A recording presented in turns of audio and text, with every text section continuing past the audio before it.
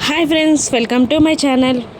Madhuri friend Bharat bail పైన బయటికి వస్తాడు. ఇక మాధురిపై కక్ష తీర్చుకోవడానికి ఒక తాలిబొట్టుని మరొక చేత్తో కత్తిని తీసుకొని ఇక కౌశికి వాళ్ళ ఇంటి ముందుకు వచ్చి మనసులో ఇలా అనుకుంటూ ఉంటాడు. ఆ తాలిబొట్టుని చూస్తూ, ఈరోజు నీ మెడలో నేనే తాలి కట్టి నీ మొగుడినవుతా, లేదంటే నీ ప్రాణాలు తీసేసి నిన్ను చంపేస్తా, నాకు దక్కనిది ఇంకెవరికి దక్కకూడదు అని భరత్ కోపంతో రగిలిపోతూ అంటూ ఉంటాడు. ఇక ఇంటి ముందు జగదాత్రి గెస్ట్ల అందరినీ రిసీవ్ చేసుకుంటూ ఉంటుంది. ఇక భరత్ ఇంట్లోకి రావడం దాత్రి గమనిస్తుంది. ఇక భరత్ని పట్టుకోవడానికి కూడా ట్రై చేస్తుంది, కానీ వాడు తప్పించుకుంటాడు. ఇక కేదార్కి దాత్రి విషయం అంతా చెప్పేస్తుంది. ఇక భరత్ని పట్టుకోవడానికి వాళ్ళిద్దరూ ట్రై చేస్తారే కానీ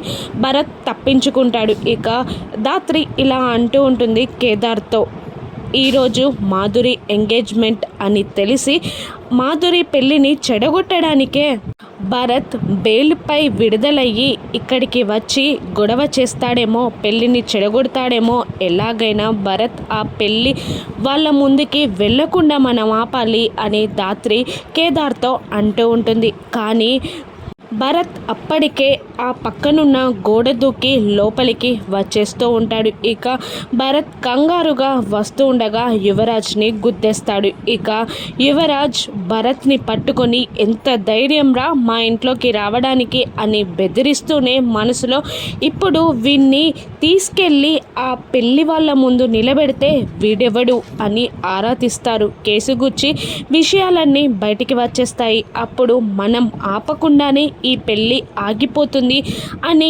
యువరాజ్ భరత్ని చూస్తూ మనసులో అనుకుంటూ ఉంటాడు. మరోవైపు అఖిలాండేశ్వరి ఫ్యామిలీ మొత్తం హాల్లో కూర్చుంటుంది. ఇక యువరాజ్ భరత్ని ఇంట్లోకి రమ్మంటుండగా దాత్రి చూసేస్తుంది. ఇక దాత్రి ఏం చేయనుంది? భరత్ని చూసి షాక్ అయిన దాత్రి భరత్ని అక్కడే ఆపగలుగుతుందా?